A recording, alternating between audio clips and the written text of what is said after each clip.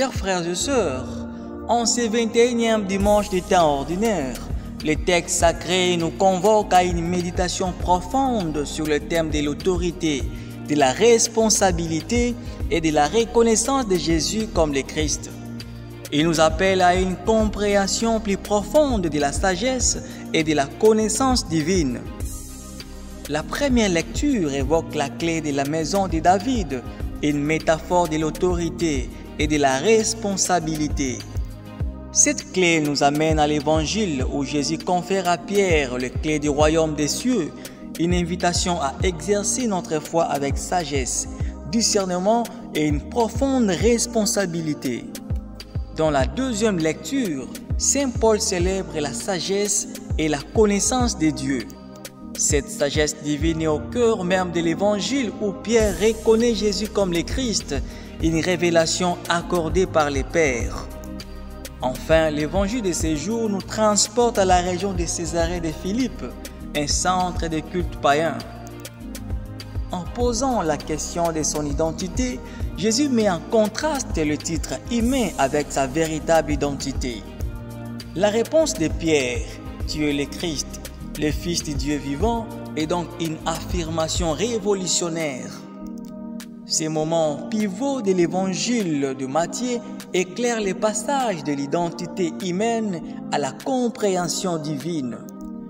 Et cette reconnaissance conduit à l'utilisation par Jésus du terme « Fils de l'homme », profondément enraciné dans la culture et la théologie juive.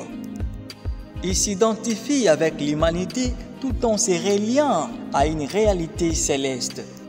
Cette identification transcende les attentes messianiques traditionnelles, révélant une mission plus profonde. Cela nous aide à comprendre que la vraie nature de Jésus ne se limite pas aux perceptions terrestres, mais s'étend à une réalité divine. Cette réalité divine est également évidente dans l'interdiction de témoigner que Jésus est le Christ. Ce qui peut sembler paradoxal s'explique par le désir de Jésus d'éviter les malentendus. Il ne souhaite pas être associé à un roi terrestre, mais à une mission divine guidée par la sagesse et la miséricorde.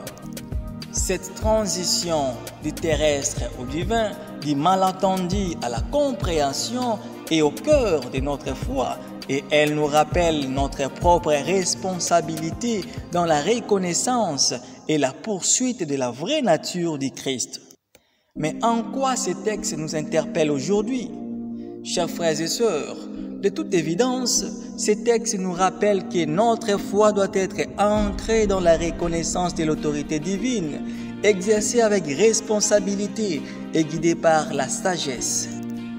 La clé de la maison de David, les clés du royaume des cieux et la sagesse et la connaissance de Dieu sont autant des dons qui nous sont confiés. Nous sommes appelés à reconnaître Jésus quotidiennement, exercer notre foi avec discernement, embrasser notre responsabilité des disciples du Christ guidés par la sagesse divine.